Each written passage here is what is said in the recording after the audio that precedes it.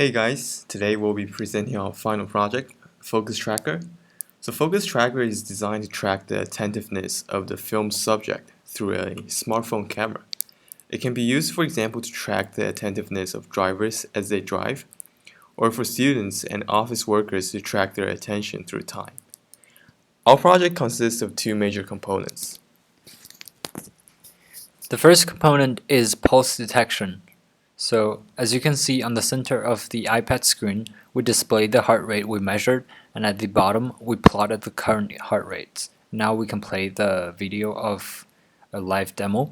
As you can see from the demo, our app is able to extract the pulse signal from live video stream on a mobile device at 24 frames per second, and it matches the heart rate measured by the Apple Watch pretty well.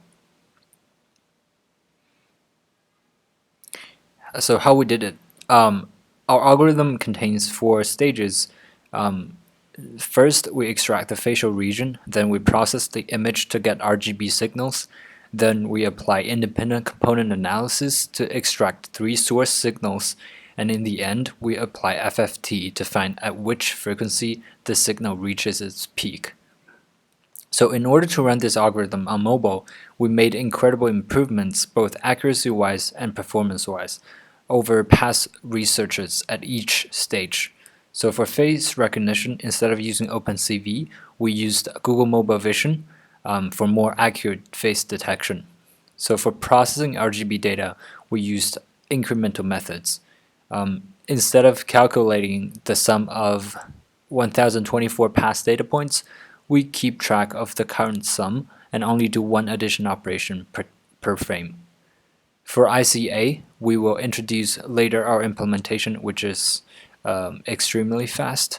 For FFT, we did some recalculation and used Accelerate frameworks FFT. So here's a experiment comparing our implementation of ICA versus the state-of-the-art implementation. As you can see that the x-axis is the matrix dimensions, the y-axis is the time it takes. Our implementation is almost always twice as fast as the standard implementation. So the second part of our project is gaze direction detection. Through the live video stream, our app can figure out which direction the filmed subject is staring at.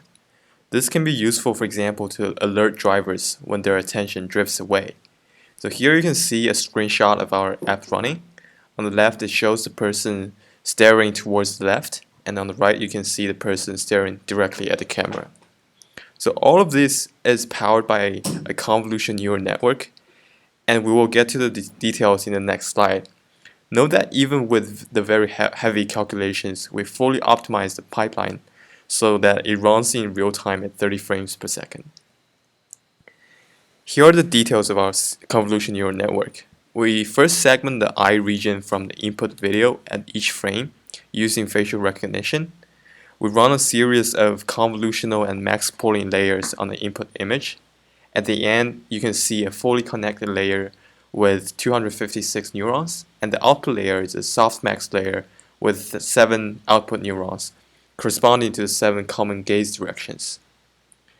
So we trained our network on the eye gaze chimera dataset, which was included with the previous research. It consists of more than 2,000 training samples. To train the network, we use a variety of techniques including dropout and momentum-based optimizer.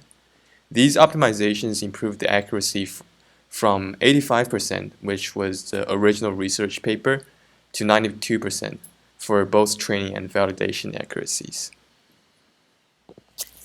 To port the above model trained on computer to mobile, we used Apple's BNNS framework. However, its syntax is awkward. One simple convolutional layer takes around 35 lines.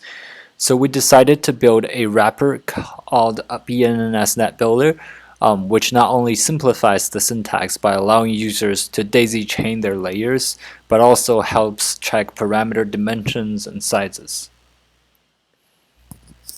We believe our app has a lot of potential applications.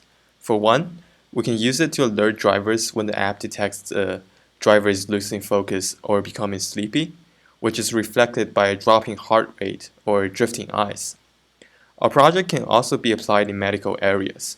So researchers have shown that the asymmetry of heart rate often indicates disease, so our app may be useful for catching such symptoms in advance. And finally, just for fun, we can use our app for selfies with gaze direction detection. So that you can see here, once we know which direction the person is staring at, we can shoot lasers out of their eyes. So this is our project. Thanks a lot for your time.